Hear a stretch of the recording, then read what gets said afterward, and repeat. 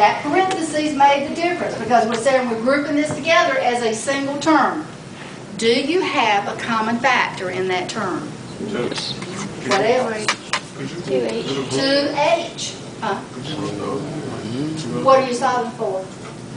H. That helps you to dictate which two you group. The ones that's got the H in it. If I was solving for the L or the W, yeah, I could group it differently. Okay. Okay, 2 is common to both of them, and H is common to both of them. So is that a common factor? Factor. 2H, parentheses, W plus L. Now, this is one term. It's written as a product. I want to get it right by itself. So what am I going to move? 2LW is what I'm going to move. Subtract it. It's added, so we're going to subtract it from both sides.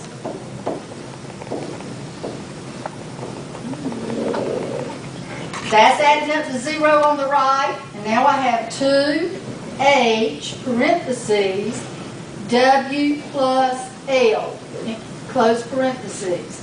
Over here, these have nothing in common, so I've got to bring them both down. A minus 2LW.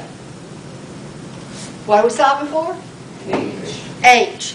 How is the 2 in the parentheses related to that H? Addition, subtraction, multiplication, or division? What's the opposite of it? So we're going to take 2H, the parentheses, W plus L, and if this is a factor for the H, I can divide by it. If this is a factor with that H, I can divide by that too. And over here we have this divided by the same thing.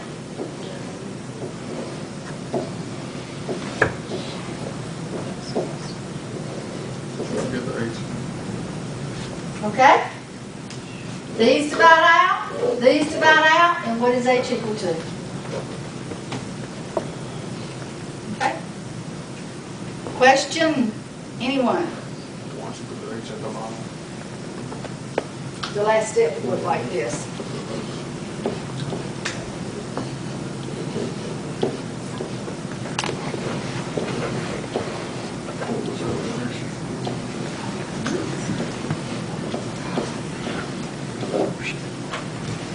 Any question?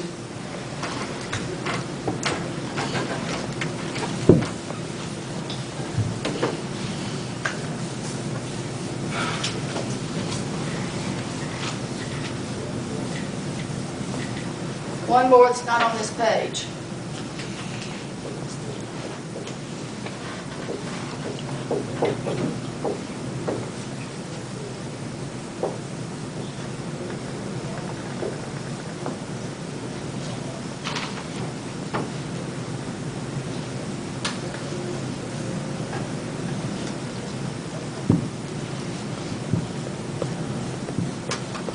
What are we solving for?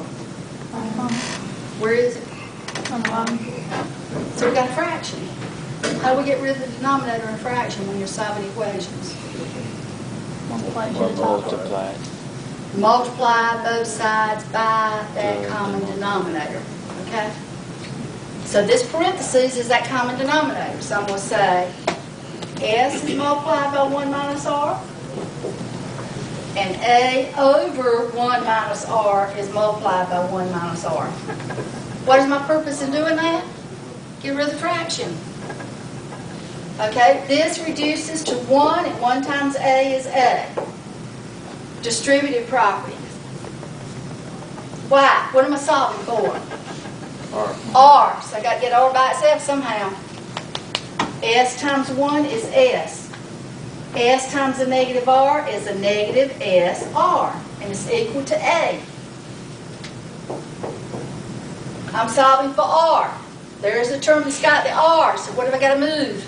Add it to both sides. Add what to both sides? BSR. No, leave that right where it is. That's one less step. Okay. Okay? Leave that right where it is and move this, and what will we do? Subtract an S from both sides. That goes to 0. Now I got a negative SR is equal to A minus S. Now, how do we get r by itself? Divided by negative s. Divide by negative s. Negative sr divided by negative s is equal to a minus s divided by negative s. They divide evenly, giving you 1r. And over here you got a minus s over negative s. Okay? Any questions? Don't. All right. Any on that page we haven't worked, work them. So that you get your practice needing moving these letters around. Critical thinking problems start with number 40. We're going to do a couple of 3 types of this group. The first 2 or 3 is dealing with travel. Now, you're probably tired of watching these trying to do these travel problems through high school algebra, and I understand that. I agree with you. But the purpose is to get your brain thinking in a logical sequencing of steps and taking the information and figuring out where can I put it to answer the questions, okay? And that way, you will be able, if you got your brain trained doing this, then you'll be able to problem solve in any field of study that you're working on. You'll be able to go further with that problem solving than someone that hasn't done that. So 2 things you need to keep in mind with these distance problems. You can have 2 objects starting from the same spot and traveling east, west, north, south. They're going opposite each other, aren't they? If they're going in opposite directions, the distance one traveled added to the distance the other traveled. Now think about what I just said. Opposite directions, distance one traveled added to the distance the other traveled is the total distance between them, isn't it? Okay? Now, that's going in opposite directions, but starting at 2 points and meeting each other somewhere after a certain amount of time, they're going in opposite directions also, aren't they? Okay? Doing the same thing. The distance each one traveled added together is the total distance between them. Now, you got to know when you start working with this that distance is a formula itself. Your average distance traveled is equal to, or your distance traveled is equal to the average rate traveled times time. Okay? Now, if you're not working for average rate, you got to look at the rate of travel as it changes on each segment that you are traveling. Normally, if you compute that as an average and use it in the formula, it's pretty close decimal-wise. Okay? Now, in number 40, we got 2 trucks leaving a warehouse at the same time. One's traveling due east at an average speed of 45 miles per hour. The other's traveling due west at an average speed of 55 miles per hour.